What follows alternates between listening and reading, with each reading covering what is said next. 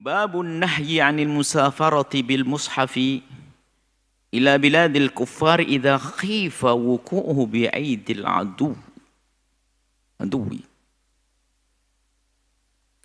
Bab larangan anil musafarati bepergian, lalu bil mushafi maksudnya membawa pergian, membawa bil mushafi mushaf ila biladil kuffari ke negeri kafir. Idza khifa jika dikhawatirkan, ditakutkan, wuqu'uhu akan jatuh, bukan jatuh ke tanah maksudnya, akan berpindah dari tangan kita, bi'aidil adu, di tangannya musuh. Ini adalah judul dengan takbir yang cantik dari Imam An-Nawawi rahimahullah ta'ala. Imam Nawawi tahu bahasanya orang Nasrani, orang Yahudi, orang sebagai seorang yang beragama, Hindu, Buddha bukan musuh. Bukan musuh. Yang musuh adalah dari mereka yang tidak beriman kepada Allah dan Rasulnya, yang memang mereka mengumandangkan permusuhan, peperangan, namanya harbi. Jadi sini adalah bi'aidil adu, takbir dakik, satu ungkapan yang cerdas dari Imam Nawawi, adu, yakni memusuhi kita. Kalau sudah memusuhi adalah punya tujuan untuk merendahkan, menghinakan, menodai. Sehingga kalau mushaf jatuh di tangan mereka akan jadikan bahan, atau mungkin untuk memuaskan kebencian mereka, apakah diinjak, dibakar, dan seterusnya. Akan tapi jika di negeri tersebut negeri yang damai, aman, tidak ada permusuhan, tidak ada ikrar peperangan, permusuhan dengan kaum muslimin, nggak apa-apa. Ini karena kalaupun jatuh mereka tidak akan merendahkan. Ya mungkin cara menghormati saja berbeda, meletakkan di mana saja. Tapi tidak ada tujuan untuk merendahkan. Karena mereka bukan memusuhi. Bukan memusuhi. Jadi adu di sini adalah kafir. Kafir harbi. Nah, ada beberapa hal yang harus difahami bahwasanya berapa permasalahan ya berkenaan dengan urusan orang yang kafir tentang mushaf kita atau Al-Quran. Jadi di sini sebab pelarangannya ini bukan karena negeri itu negeri kafir. Bukan dibawa ke lingkungan orang kafir, tapi dikhawatirkan, itu loh illat, sebab dilarangnya membawa mushaf ke tempat tersebut adalah ini. Di saat diduga akan jatuh di tangan musuh, bukan jatuh di tangan orang kafir, bukan. Jatuh di tangan musuh. Kalau jatuh di tangan orang kafir, apalagi itu ada namanya kita, nama muslim, dia akan dikembalikan kepada kita. Yang tidak, yang dikhawatirkan jatuh di tangan musuh yang ada kebencian kepada Islam lalu merendahkan mushaf. Nah, adu. Imam An-Nawawi menyebutkan satu hadis saja. An Ibnu Umar, dari Sayyidina Abdullah bin Umar radhiyallahu taala anhuma, semoga Allah senantiasa memberikan keridhaan kepada Sayyidina Abdullah dan ayahanda beliau Sayyidina Umar Ibn Al-Khattab. Qala, beliau berkata, naha Rasulullah, Nabi melarang.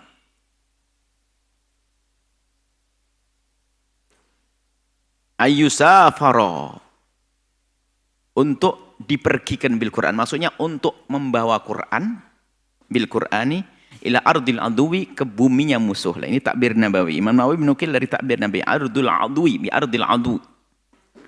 Kalau orang Nasrani saja Nabi tidak menganggap musuh, bahkan dhimmah, ahli dhimmah, dhimmi, yang wajib kita lindungi, kita jaga, dhimmi.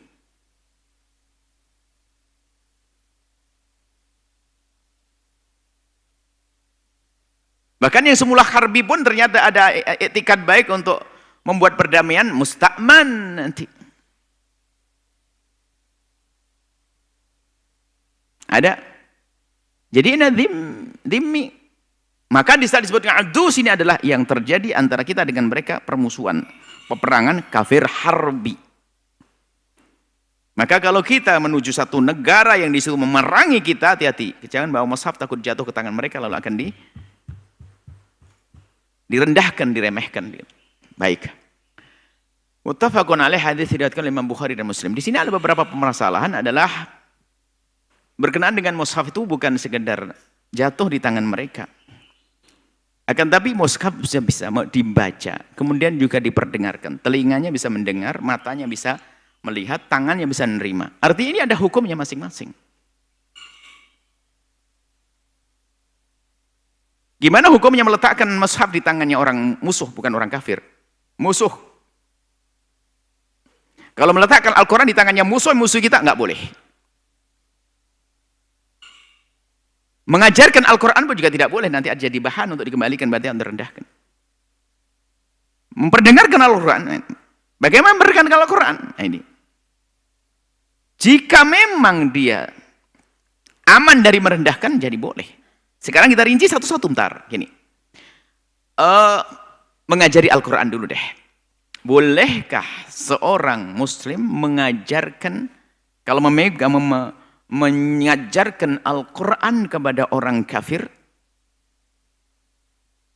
Imam An-Nawawi rahimahullah ta'ala beliau ini yang memulkan kitab Riyadhus Shalihin, dalam kitab Tibyan dan yang lainnya menjelaskan bahasanya ada dua pendapat, lalu beliau mengatakan al-shah, yang benar adalah, yang paling tepat adalah boleh, ya juzu, boleh kita mengajarkan Al-Quran, bagaimana mereka membaca Al-Quran, jika ada harapan kalau dia akan masuk Islam di saat kita ajari Al-Quran. Harapan masuk Islam. Nah, harapan masuk Islam gimana kan kita tidak tahu. Cukup dicari tandanya, asalkan tidak ada tanda-tanda dia menghinakan Islam, memusuhi Islam, maka di balik itu ada harapan. Karena hati nuraninya akan bisa nerima. Kalau mendengar Al-Quran, tentu karena hati selain tidak ada kesombongan, tidak ada kebencian pada Islam, lihat, karena Quran adalah kebenaran. Maka jika mereka bukan orang yang harbi, yang memusuhi untuk merendahkan Islam, maka boleh kita ajarkan Al-Quran kepada mereka. Mengajar Al-Quran kita. Ajari mereka Al-Quran, baca Al-Quran dan seterusnya.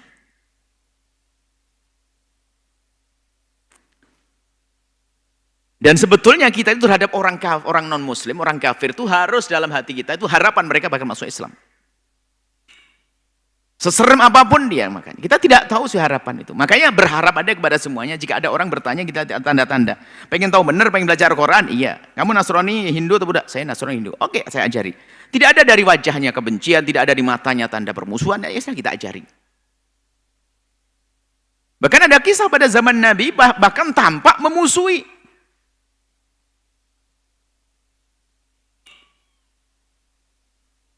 Diperkenankan, diajarkan. Nanti ada kisah, kisah Sayyidina Umar bin Khattab.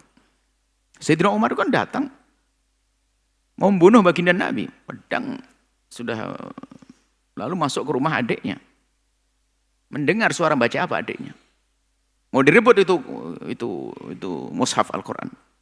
Adik mengatakan, engkau najis, engkau kotor. Jangan pegang ini. Apa yang bingung? Sehingga setelah itu apa?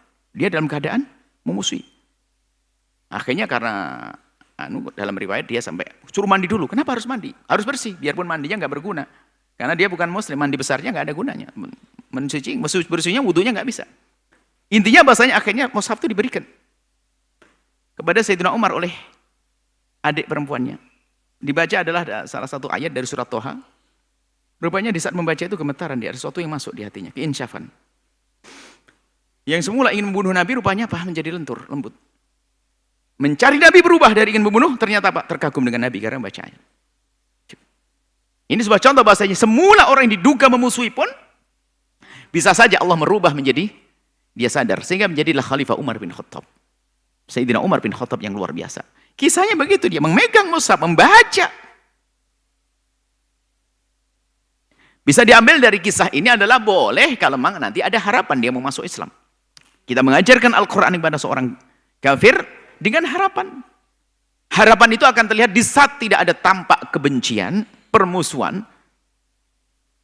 Jadi dia ngomong, ajarkan saya Al-Quran biar saya orak-arik nanti Al-Quran. Oh, jangan diajari dia. Kasih Al-Quran nanti, mau saya bakar, mau saya ini. Oh, jangan dikasih. Jadi mengajarkan Al-Quran boleh. Memperdengarkan Al-Quran, masih memperdengarkan, dia mendengarkan. Ya boleh mendengarkan, kan termasuk mengajari mendengarkan. mendengarkan Al-Quran, mengajari Al-Quran. Wa in ahadun minal musyrikin, jika ada salah satu dari orang musyrik ini adalah seperti ini adalah kelihatannya harbi, orang musyrik yang memerangimu, kok tiba-tiba satu dari mereka itu tiba-tiba tergerak hatinya, saya pengen tahu dulu deh Islam, istajarok, minta perlindungan kepadamu agar dilindungi masuk ke kampunganmu, orang kafir harbi aslinya, masuk, fajirhu, beri perlindungan dia, hatta yasma'a kalam Allah, sampai mendengar kalam Allah. Di saat mendengar kalam Allah bisa saja menjadi beriman. Itu ma'ablihu ma'mana, setelah selesai kembalikan ke tempatnya. Jadi diizinkan, orang harbi sekalipun mau masuk, saya masuk, mau ngapain? Saya ingin belajar Al-Quran, masuk, dikawal. Sampai masuk, dengar Al-Quran, dikembalikan lagi. Artinya kita tetap harus berusaha untuk menyampaikan pesan kemuliaan kepada orang kafir sekalipun. Keindahan Al-Quran. Orang kafir asli asalkan dari dasar hatinya tidak ada kebencian kepada Islam, mendengar Al-Quran tidak akan merasa risih. Kalaupun belum masuk Islam tidak akan mencaci. Karena apa? Tidak ada perendahan kepadanya. Yang ada adalah keindahan. Kemudian menyentuh Al-Quran, bagaimana hukumnya kalau kita mengajari mereka Al-Quran, otomatis kan menyentuh Al-Quran. Memang 4 madhab disepakati bahwasanya tidak diperkenankan menyentuh Al-Quran dalam keadaan kita najis atau kita punya rijis, kita punya janabah, punya hadas besar. Maka kalau punya hadas besar maka harus mandi dulu. Kalau punya hadas kecil harus wudhu dulu. Itu kan orang muslim. Kalau orang yang tidak muslim bagaimana suruh wudhu? Wudhunya enggak dianggap. Mandi besarnya enggak dianggap karena tidak dia Islam. Masa orang kafir, kamu pengen menyentuh Al-Quran? Iya, saya pengen belajar Al-Quran. Mandi dulu, mandi besar dulu dan wudhulah engkau. Nah ini nyuruh apa kita? Mungkin mandi untuk bersihkan, takut ada najis-najis di badannya. Iya, tapi bukan mandi syar'i, yang mandi besar itu bukan. Setelah itu, tamkin Al-Quran. Kita serahkan Al-Quran, dia menyentuh Al-Quran. Sah, boleh. Untuk belajar. Kok enggak pakai wudhu? Karena dia bukan kamu. Kamu muslim. Dia enggak suruh wudhu, enggak, tetap enggak sah. Hanya lebih akhwat, lebih hati-hati adalah kita beri Al-Quran yang di situ ada terjemahannya yang lebih luas seperti tafsirnya. Itu adalah solusi lain. Artinya, cuman kalau seandainya langsung megang mushaf, boleh saja. Seorang non-muslim. Kemudian belajar dengan kita ajarkan. Kemudian diajari menghormati kitab suci. Ini adalah kitab suci, tolong diletakkan di tempat yang mulia. Baik. Tentunya itu semua boleh kita mengajarkan Al-Quran. Boleh kita memperdengarkan Al-Quran. Boleh kita menyerahkan, memberi mereka menyentuh Al-Quran dengan catatan.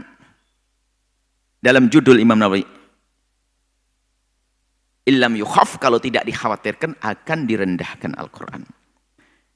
Kalau khawatir Al-Quran direndahkan, jangan dong. Jadi boleh kita mengajari mereka Al-Quran. Agar mereka menyentuh Al-Quran. Boleh untuk belajar, tentunya dengan catatan di saat ada harapan mereka untuk masuk Islam. Dan mengatakan harapan ini, kita jangan mengatakan orang-orang yang kelihatannya musuh Islam tidak ada harapan. Kita harus tetap, kalau mereka bertanya kita jawab. Kita jawab, tanya tentang keislaman. Kalau belajar, kita bisa membaca ke orang. Saya ingin belajar Al-Quran. Kalau dari kebencian, saya belajar Al-Quran. Beda. Kalau yang belajar, ajarkan Al-Quran. Mungkin sejak dia mendengarkan Al-Quran itu ada asrar, ada sir-sir yang bakal bisa meresap ke hati-hati siapapun yang membacanya atau yang mendengarnya. Asalkan mendengar dan membacanya tanpa ada kesombongan. Biarpun orang kafir akan masuk Islam pada akhirnya nanti. Nah, ini tugas kita itu di sini. Bagaimana menyampaikan pesan kemuliaan kepada telinga siapapun, bukan hanya kepada saudara kita yang sudah beriman. Keindahan Al-Quran, isi Al-Quran, keindahan Islam. Syariat Islam ini harus kita tampilkan, kita tonjolkan, kita tunjukkan kepada dunia. Maka kita perlu ini kewajiban kita bersama. Dan banyak orang tidak kita duga-duga ternyata akhirnya masuk Islam kok. Nah, kadang di sisi ini kita lemah, tidak membiasakan mendengarkan kebaikan kepada mereka. Hanya kepada saudara kita saja. Saudara kita ya sudah beragama Islam, tinggal kita kuatkan saja. Tapi bagaimana kita melangkah keluar? Cuman dengan catatan itu semua. Tidak boleh bawa mushaf ke tempatnya orang kafir harbi. Atau kita mengajarkan orang Al-Quran kepada orang kafir. Atau tamkin Al-Quran, menyerahkan Al-Quran kepada orang kafir. Jika khawatir Quran akan dihinakan, maka nggak boleh. Selagi tidak ada ilahnya ini, tidak khawatir Quran dinodai, dihinakan, direndahkan, maka boleh. Apalagi di saat kita berharap mereka akan masuk Islam. Ini adalah cara dakwah yang indah yang diajarkan oleh baginda Nabi Shallallahu Alaihi Wasallam. Dan mohon ini bikin catatan kalimat ardil adu sini jangan dianggap semua orang di luar Islam adalah musuh. Yang dimaksud ardil adu adalah bumi orang-orang kafir harbi yang memang terjadi peperangan antara kita dengan mereka. Dan mereka sudah memukul genderang peperangan, memulai peperangan, mengajak permusuhan. Nah ini hati-hati kalau ke tempat tersebut. Tapi orang muslim yang ada, orang non-muslim yang tidak mengadakan perusahaan dengan kita, orang non-muslim, maka kita berurusan dengan mereka dengan cara yang baik. Ingin belajar Al-Quran, kita ajarkan Al-Quran. Kita beri pemahaman Al-Quran. Diperkenankan menghadiri masjid, bahkan diizinkan masuk masjid. Kalau untuk mendengar Al-Quran, hatta yasma' kalam Allah. Bahkan diizinkan masuk masjid asalkan melalui izin, biarpun satu orang muslim yang adil, yang bisa dipercaya. Nggak ada yang bisa melarang. Loh dia nggak mandi besar, memang nggak bisa mandi besar. Paling tidak harus suci badannya agar tidak ada najis. Karena tentu atau kalau berbelepotan dengan najis nggak boleh masuk masjid. Takut mengotori masjid dengan najisnya. Tapi masalah kehadasannya nggak bisa diangkat sampai dia asyhadu alla ilaha illallah, asyhadu anna Muhammadar Rasulullah, masuk Islam, baru nanti dihukumi hadas kalau dia memang pernah punya hadas besar, keluar mani, pernah hubungan suami istri dan seterusnya, baru wajib mandi besar. Kalau tidak juga tidak. Sudah bersyahadat. Ini adalah tentang bagaimana yang diajarkan oleh baginda Nabi tentang urusan kita dengan orang di luar Islam. Tetap dengan keindahan baik, termasuk urusan mushaf. Di sini contohnya mushaf, bukan mushaf saja. Segala sesuatu yang dimuliakan dalam Islam tidak boleh jatuh di tangan musuh, orang yang memusuhi kita, yang khawatir akan direndahkan. Termasuk nama Allah, nama baginda Nabi, itu muqaddasat. Hal yang disucikan oleh Allah, gak boleh kita bawa. Bukan saja mushaf, yang lainnya pun juga demikian. Segala sesuatu yang menunjukkan kemuliaan, gak boleh. Jika khawatir di tempat tersebut akan direndahkan dan dihinakan. Ini saja insya Allah. Semoga Allah memberikan kepada kita pemahaman yang benar. Wallahu a'lam bissawab.